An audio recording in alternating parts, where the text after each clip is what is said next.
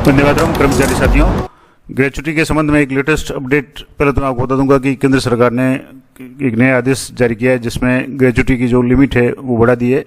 इसके अलावा कई जो साथी है उनको कर्मचारी साथियों को भी पता नहीं होता कि ग्रेच्युटी क्या होती है, इसकी कैलकुलेशन किस तरीके से की जाती है, कितने साल की सर्विस पे ग्रेच्युटी मिलती है। इस संबंध में विस्तार से बात करेंगे और सेवानिवृत्त होने वाले कार्मिक अपनी ग्रेच्युटी की जो अमाउंट है वो कैसे कैलकुलेट कर सकते हैं, पूरी प्रोसेस मैं आपको इस वीडियो में लाइव करके बताऊंगा। तो हो सकता है वीडियो थोड़ा सा लंबा हो, सारी जानकारी मैं आपको दूंगा, तो वीडियो में बने रहें और लास्ट तक देखें। जानकारी अच्छी और उपयोगी लगे तो शेयर जरूर करें, लाइक करें। तो सबसे पहले बात करेंगे यहाँ government of India ministry of personnel public grievance and pension यानी भारत सरकार के द्वारा एक ऑफिस मेमोरेंडम जारी किया गया है और जो 30/5/2024 यानी 30 तारीख को अभी 2 दिन पहले जारी किया गया है, और जिसमें है कि enhancement of maximum limit of gratuity to central government employees on reaching the dearness allowance rates to 50%, यानी 50% जो डीए की रेट हो गई है तो उसके बाद में ग्रेच्युटी पे क्या फर्क पड़ेगा, क्या प्रभाव पड़ेगा। तो इसका बाकी तो सारे आदेश है वो मैं इसकी पीडीएफ पूरी दे दूंगा, लेकिन यहाँ से देखेंगे तो डिपार्टमेंट ऑफ एक्सपेंडिचर वाइड जो डेट है 12/3/2024 as issued instructions regarding enhancement of dearness allowance rates from 46 to 50%, यानी अभी जो हाल ही में 1 जनवरी 2024 से जो डीए की रेट है केंद्र कर्मचारियों की 46 से बढ़ा करके 50 की गई थी, और उसी क्रम में राजस्थान सरकार के जितने भी कार्मिक हैं उनका भी डीए बढ़ करके 50% हो चुका है। अब इसी में है कि अकॉर्डिंगली एज पर गवर्नमेंट डिसीजन यानी सरकार के जो भी निर्णय है उसके अनुसार implementation of recommendation of 7th CPC यानी जो 7th पे कमीशन की जो रिकमेंडेशन है उसके अनुसार जो ये इसमें लिखा हुआ है कि maximum limit of retirement gratuity and death gratuity under the central civil services pension rules 2021 और central civil services payment of gratuity under national pension scheme 2000 would be increased by 25%, यानी कि उसमें भी ग्रेच्युटी में भी 25% इंक्रीज होगा from RS 20 lakh to 25 lakh, यानी 20 लाख से मैक्सिमम इसकी लिमिट है वो 25 लाख तक हो गई है और विद इफेक्ट फ्रॉम 1 जनवरी 2024, यानी 1 जनवरी 2024 से जो ग्रेच्युटी की लिमिट 20 लाख थी मैक्सिमम उसको बढ़ा करके 25 लाख कर दिया है। इसी संदर्भ में यानी जब डीए 50% हो जाता है तो 5% इसकी लिमिट है वो बढ़ जाती है। All the ministers departments are requested to bring the content of this order to the notice of the control of accounts pay and accounts offices. तो इस तरीके से ये तो हो गया कि ये भारत सरकार का जो आदेश है कि ग्रेच्युटी की जो लिमिट है वो 20 लाख से बढ़ा करके 25 लाख तक कर दी है, मैक्सिमम लिमिट है। अब बात करेंगे ग्रेच्युटी होती क्या है। दूसरा, कोई कार्मिक सेवानिवृत्त होने वाले हैं वो अपनी ग्रेच्युटी कैसे कैलकुलेट करेंगे, या किसी का पेंशन प्रकरण पीपीओ जारी हुआ है तो उसका ग्रेच्युटी अमाउंट है वो सही है या नहीं हुआ है वो भी आप कैसे चेक करेंगे। तो सबसे पहले तो बात करेंगे ग्रेच्युटी क्या होती है। तो यहाँ से देखेंगे तो ग्रेच्युटी क्या होती है और इसका किस तरीके से कैलकुलेशन होता है। तो कोई भी संस्था जहाँ पिछले 12 महीनों के दौरान किसी भी एक दिन 10 या उससे अधिक कर्मचारी ने काम किया हो तो वो संस्था ग्रेच्युटी पेमेंट एक्ट के अंतर्गत आती है, और ग्रेच्युटी की पात्रता के लिए एक ही जगह 5 साल की नौकरी करना जरूरी होता है, और कर्मचारियों की हितों की रक्षा के लिए ग्रेच्युटी पेमेंट एक्ट का निर्माण है 1972 में किया गया था। अब केंद्र सरकार के कर्मचारियों के लिए ग्रेच्युटी भुगतानों में अभी जैसे कुछ बदलाव कर रही है और इस सीमा को यानी 5 साल की जो सीमा है उसको घटा करके 1 से 3 साल के बीच में करने का विचार कर रही है। अब सीधी सी बात है कि ग्रेच्युटी होती क्या है। तो ग्रेच्युटी वह रकम होती है जो किसी कर्मचारी को उस संस्था या नियोक्ता द्वारा दी जाती है जब वो काम कर रहा था, लेकिन इसके लिए उसे वहाँ कम से कम 5 साल की नौकरी जरूरी है, यानी अभी जैसे 5 साल की है। अब आमतौर पर ये रकम तब दी जाती है जब कोई कर्मचारी नौकरी छोड़ता है या उसे नौकरी से हटाया जाता है या वो रिटायर्ड हो जाता है। अब जैसे मान लो ये तो हो गई कि 5 साल की बात, लेकिन अगर कोई कर्मचारी है जिसकी 5 साल से पहले मृत्यु हो जाती है तो इसके अलावा अगर किसी वजह से कर्मचारी की मौत हो जाने पर या बीमारी या दुर्घटना की वजह से उसके नौकरी छोड़ने की स्थिति में भी उसे उसके द्वारा जो भी नामित व्यक्ति उसको ग्रेच्युटी की रकम है वो मिलती है। और जैसे 1972 के नियमों के अनुसार अधिकतम जो इसकी लिमिट थी वो 20 लाख रुपए तक हो सकती है। हालांकि ये जो न्यूज है थोड़ी सी पुरानी है, अब जो लेटेस्ट मैंने आपको बता दी ये मैक्सिमम 25 लाख तक इसकी लिमिट बढ़ा दी है। अब ग्रेच्युटी पेमेंट एक्ट 1972 क्या है, तो कर्मचारियों के हितों की रक्षा के लिए ग्रेच्युटी पेमेंट एक्ट का निर्माण 1972 में किया गया था, और इसके अंतर्गत खनन क्षेत्र है, फैक्ट्री, ऑयल फील्ड, वन क्षेत्र, कंपनियां, बंदरगाह जैसे अन्य क्षेत्रों में भी काम करने वाले कर्मचारियों को भी इसमें शामिल किया गया था, जहां 10 से ज़्यादा कर्मचारी हो। और ग्रेच्युटी और भविष्य निधि बिल्कुल अलग अलग होती है। ग्रेच्युटी में पूरा पैसा नियोक्ता की ओर से दिया जाता है, जबकि भविष्य निधि में कुछ अंश सरकारी कर्मचारी से भी यानी कर्मचारी का भी लिया जाता है। तो ये होगी। अब जैसे बात करें ग्रेजुटी की, दो तरह की होती है। जैसे एक तो जो 1972 के एक्ट में दायरे में आते हैं, नहीं आते हैं। अब सीधी सी बात करेंगे ग्रेजुटी क्या होती है। तो सामान्य रूप से जैसे कर्मचारी की मृत्यु होने की स्थिति में ग्रेजुटी है, मान लो 5 साल की सर्विस से कम है, तो जैसे 1 साल से कम की सर्विस है तो मूल वेतन का 2 गुना ग्रेजुटी मिलती है। 1 साल से ज़्यादा लेकिन 5 साल से कम सर्विस है तो मूल वेतन का 6 गुना ग्रेजुटी मिलती है। और 5 साल से ज़्यादा लेकिन 11 साल से कम अगर किसी की सर्विस है तो 12 गुना इसकी मूल वेतन का 12 गुना ग्रेजुटी मिलती है। 11 साल से 20 साल के बीच की सर्विस है यानी 20 से कम है तो मूल वेतन का 20 गुना। और मान लो 20 साल की सर्विस है। अब कई कार्मिक रिटायर्ड होने वाले हैं जिनकी सर्विस 30 साल 33 34 साल तक हो गई है, तो उनके लिए क्या सिस्टम है कि तो हर 6 महीने की नौकरी के लिए मूल वेतन का आधा, यानी 6 महीने की नौकरी का मतलब हो गया कि जैसे मान लो 20 साल की सर्विस है तो उसको 40 माना जाएगा, अगर 33 साल की सर्विस है तो उसको 60 माना जाएगा। और परिलब्धियाँ 33 गुना से ज़्यादा नहीं हो, यानी मैक्सिमम 66 होगा, उससे ज़्यादा नहीं हो सकता। अब परिलब्धियों में क्या क्या आएगा, पे बैंड वेतन है, ग्रेड पे अन्य जो भी एनपीए वगैरह अगर कोई दे हो, और महंगाई भत्ता जो आखिर में दे हो यानी जो लेटेस्ट महंगाई भत्ता। अभी जैसे किसी कर्मचारी की बात करेंगे तो मूल वेतन प्लस जो डीए है 50% वो कैलकुलेट होगा।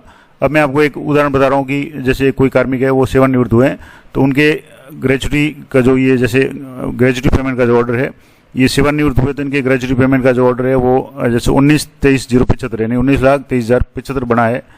अब कितना साल की सर्विस है पहले तो मैं आपको बता देता हूँ, उसके बाद में सारी डिटेल्स बात करेंगे। तो यहाँ से जैसे इनका जो फर्स्ट पेज है तो यहाँ देखेंगे तो इनका जो डेट ऑफ बर्थ है वो 5 अप्रैल 1964 है। उसके बाद में जो नेट क्वालिफाइंग सर्विस है उनकी है 34 साल और 4 महीने है, 16 दिन है। उसके बाद में बेसिक पे 77,700 है और इसका जो भी डी होगा इसका आधा हो जाएगा यानी 33,850 हो जाएगा। अब बात करेंगे कि जैसे मान लो इनका कैलकुलेशन हुआ है वो सही हुआ या नहीं हुआ। अभी जैसे यहाँ मैंने आपको बताया कि इनका कैलकुलेशन है वो जैसे यहाँ ग्रेजुटी की बात करें तो ग्रेजुटी का इनका कैलकुलेशन 19,23,075 हुआ है। अब ये कैसे चेक करेंगे कि सही है कि नहीं है। अब यहाँ पहले मैं आपको बता दूं कि इसका ग्रेजुटी जो सैंक्शन का जो सिस्टम है वो क्या है, फॉर्मूला क्या है। तो ग्रेजुटी का मतलब होता है कि बेसिक प्लस स्पेशल पे अगर कोई कर्मचारी को मिलता है प्लस एनपीए, अगर एनपीए डी होता है तो सामान्य रूप से राजस्थान में जैसे शिक्षा विभाग की बात करें तो सिर्फ बेसिक पे और डीए मिलता है, अन्य 2 चीज़ें नहीं मिलती है। गुणा 6 month period of qualifying service maximum up to 66 यानी 6 महीने की जो सर्विस, यानी जैसे मान लो 33 साल की है तो उसको डबल कर दें, उसके 66 हो जाएंगे। अगर 34 साल की है तो उसको डबल कर दें, लेकिन मैक्सिमम 66 इसको कैलकुलेट करके 4 से इसको भाग देना है। और मैक्सिमम लिमिट 20 लाख की अभी जैसे है, ये राज्य सरकार की बात करें ये ऑटो कैलकुलेट हुआ है। अब ये सही है या नहीं है। हालांकि जो 25 लाख की लिमिट है वो अभी बढ़ाई है, अभी 2 दिन पहले आदेश जारी हुआ है, जबकि ये पीपीओ है ये इनका 30 अप्रैल का पीपीओ जारी हुआ है। तो अब ये कैलकुलेशन आई है। अब मेरे पास 2 दिन पहले भी एक कर्मचारी साथी उनका फ़ोन आया था कि एक कार्मिक है वो रिटायर्ड हो रहे हैं और उनका ग्रेजुटी है वो एक फिक्स अमाउंट बन रहा है, वो सही है या नहीं है। तो उसको आप कैसे चेक करेंगे, कैलकुलेटर की सहायता से भी मैं आपको बता दूंगा और यहाँ ऑनलाइन भी आप चेक करना चाहें तो यहाँ से जैसे आपको यहाँ ग्रेजुटी कैलकुलेटर है, यहाँ आपको जैसे रिटायरमेंट ग्रेजुटी आपको कैलकुलेट करनी है। अब यहाँ 2 तरह के वॉलंटरी रिटायरमेंट है या सुपरन्यूशन यानी अधिवार्षिकी यानी पूरी सेवा करके रिटायरमेंट हो रहे हैं।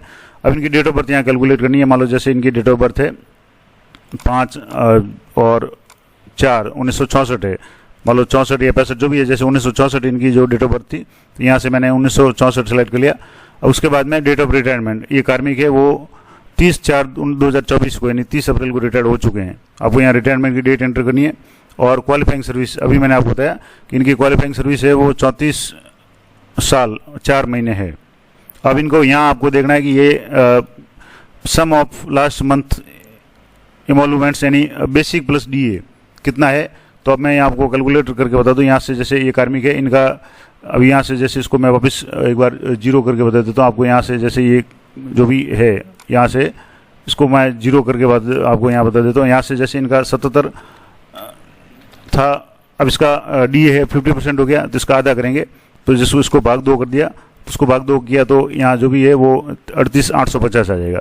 अब 38,850 प्लस यानी ये तो डी हो गया और मूल वेतन है 77700 था। अब इसको दोनों को आपको जोड़ना है तो ये आ गया कि 1,16,550 ये इनका डी ए प्लस बेसिक हो गया 1,16,550। तो अब यहाँ इसको वापस कैलकुलेट में यहाँ लेंगे तो यहाँ 1,16,000 यहाँ 1,16,000 यानी 11,65,50 11,65,50। यहाँ से आप एक बार और देख लें, यहाँ से देखेंगे तो 11,65,50, तो यहाँ से ये कैलकुलेट हो गया। अब इसको यहाँ कैलकुलेट टू ग्रेजुटी, यहाँ आएगी your qualifying service 66 half years, क्योंकि भले 34 है इसका डबल जैसे 68 होता है, लेकिन मैक्सिमम 66 है।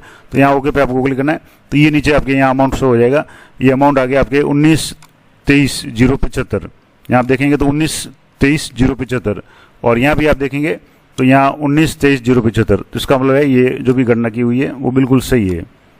तो ये 19,23,075 है। अब इसको अगर कैलकुलेटर से करना चाहें तो भी यहाँ से जैसे बेसिक प्लस डीए ये हो गया। अब गुणा 66 करके 4 का भाग दें, तो यहाँ से जैसे ये जो था इसको गुणा 66 से करना है, यानी 11,66,65 इसको 66 से गुणा कर दें। यहाँ से 66 से गुणा कर दिया तो जो भी अमाउंट आया जैसे 72,92,300।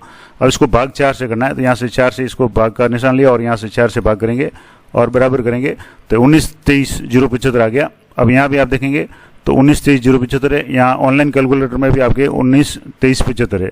तो मैंने 2-3 तरीके बता दिए कि आप किस तरीके से किसी कार्मिक के ग्रेजुटी की गणना करेंगे। कैलकुलेशन से करना चाहें तो ये फॉर्मूला यहाँ से आप देख लें कि बेसिक प्लस स्पेशल पे प्लस एनपीए ये लागू होता तो ठीक है, नहीं तो इसमें डीए जोड़ना है, यानी बेसिक प्लस डीए गुणा जितनी भी सर्विस है जितने साल की उसको 2 से गुणा कर देना सीधा, क्योंकि 6 मंथ का मतलब हो गया कि एक साल में 2 6 मंथ के पीरियड हो गए। तो जैसे मान लो 30 साल की सर्विस है तो 60 हो जाएगा, लेकिन अगर मान लो 35 साल की सर्विस है तो 70 नहीं होकर के मैक्सिमम 66 होगा। और ये पूरा कैलकुलेट गुणा करके इसको 4 से भाग देना है। और भी मैक्सिमम इसका भी 20 लाख लिमिट है। अभी जैसे लिमिट बढ़ा दी है, मैंने ये आदेश बताया अभी, ये जो लिमिट बढ़ा है ये अभी 30/5 का आदेश है, ये केंद्र सरकार का है। राज्य सरकार का अगर जब भी बढ़ जाएगा और उस समय अगर ऐसा कुछ होगा तो वो मैं आपको अगली वीडियो में बता दूंगा। लेकिन अभी फिलहाल है इनका जो भी है वो 19 मैक्सिमम लिमिट इसकी 20 है। अब 25 हो जाएगा। और मान लो किसी कार्मिक का यहाँ से बेसिक और डीए काफ़ी ज़्यादा आ रहा है, जैसे यहाँ 1,16,000 से भी ज़्यादा आ रहा है, तो उसको अब 20 लाख से भी ज़्यादा भी हो सकता है। अगर वो राज्य सरकार जब लागू करेगी तो बात होगी। लेकिन अभी आप किसी कार्मिक का अगर ग्रेजुटी कैलकुलेट करना चाहें तो आराम से कर सकते हैं। आपको उसकी एक तो बेसिक पता होनी चाहिए, डीए पता होना चाहिए, उसके बाद में कितने साल की सर्विस होगी वो आपको पता होना चाहिए। सर्विस को आपको 2 से गुणा कर लें, 6 महीने के पीरियड में काउंट करना है और 4 से भाग देना है। तो इस तरीके से मैंने आपको ये कैलकुलेटर पे भी बता दिया कि यहाँ से जैसे इसको गुणा करके 4 से भाग देंगे तो 19 ये आ गया कि 19,23,075। और यहाँ भी आपके यहाँ 19,23,075। और मान लो यहाँ जो कैलकुलेट हुआ है यहाँ से ये कैलकुलेट हुआ ये भी जैसे आप देखेंगे तो 19,23,075। तो किसी भी तरीके से आप चेक करें ये बिल्कुल सही आना चाहिए, सेम आना चाहिए। तो उसका मतलब आपका जो भी कैलकुलेशन है वो सही है। तो ये महत्वपूर्ण जानकारी थी कि ग्रेजुटी क्या होती है, उसकी कैलकुलेशन कैसे करेंगे।